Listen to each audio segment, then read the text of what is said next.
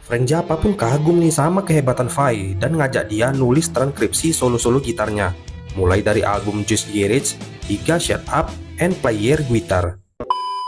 Halo The Views, apa kabarnya? Kembali lagi bersama saya Edi. Di video kali ini aku mau bahas nih tentang gitaris kelas dunia yang pernah berguru sama gitaris hebat Joe Satriani. Siapa lagi kalau bukan Steve Vai? Tanpa banyak cerita, langsung aja nih kita bahas ya. Tapi sebelum itu, siapkan dulu posisi ternyaman buat nonton dan juga cemilannya. Lalu,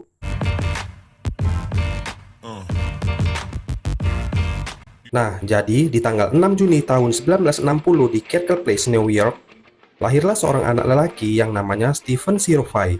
Vai mulai belajar gitar di umur 13 tahun. Vai juga fokus belajar gitar sama suhu gitar yang namanya Joe Satriani.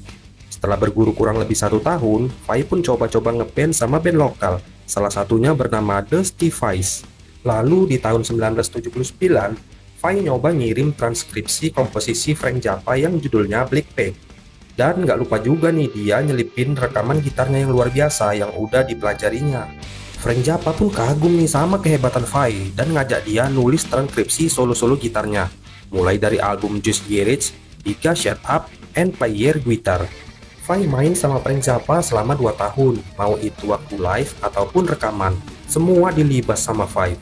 Karena Vai ini hebat dan punya banyak teknik gitar, makanya nih Frank Zappa ngasih julukan The Little Italian Virtuoso. Tahun 1982, Vai udah nggak gabung lagi sama Frank Zappa, makanya Vai pindah ke California karena mau rekaman album solo pertamanya Flex-Able di tahun 1983 dan merilisnya pada Januari 1984.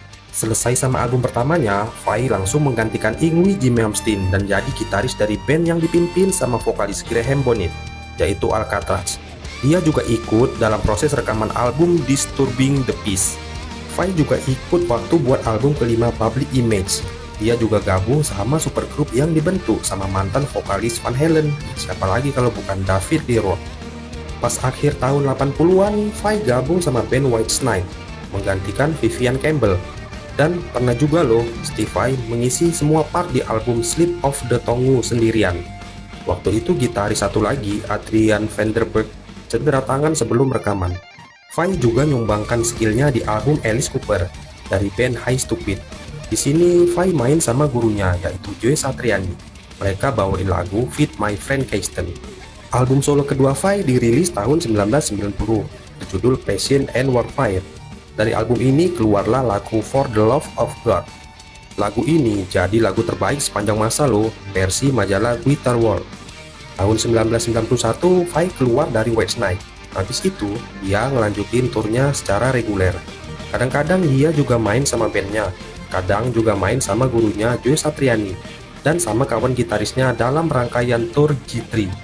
Habis itu, Vai pun rutin nih bikin album penuh, antara lain Sex and Religion di tahun 1993, Alien Love Scripts di tahun 1995, Fire Garden di tahun 1996, Flex-Able Lovers di tahun 1998, The Ultra John di tahun 1999, Real Illusion Reflection di tahun 2005, The Story of Light di tahun 2012, Modern Primitive di tahun 2016, dan yang terakhir In Violet di tahun 2023. Selain bikin album, Vai juga pernah ikut nulis satu lagu loh di album Osmosis di tahun 1994 punya Ozzy Osbourne.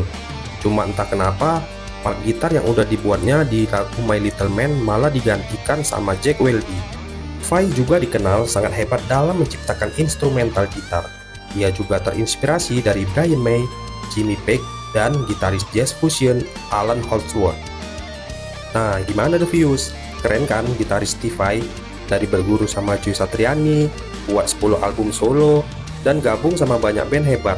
Dia udah layak nih kayaknya jadi legenda gitar dunia. Saya Edi, pamit undur diri dan kita jumpa lagi di video berikutnya.